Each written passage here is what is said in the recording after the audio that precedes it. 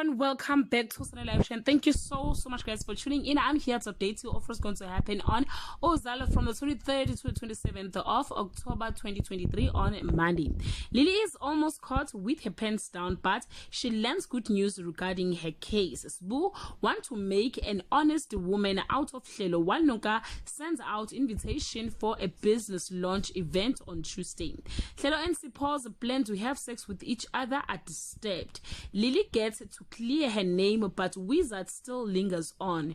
Nkosi promises to stay and reclaim everything they have lost on Wednesday.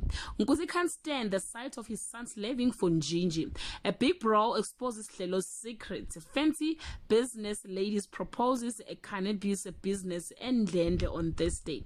Judy calls Nkunzi has to leave KwaMashu. Sbu tells Hlelo to pack up and ship out, while Mzamo does something shady to get extra pennies on Friday. Nkunzi wonders if Sibonelo left his wing to be Njinji's errand boy. An angry mob of mothers take out all anger and frustration on Hlelo. Mbata pleads his case for a more fuller slot on radio. Well guys, that's all I have for today. You can leave your comment below and share your opinion. Bye.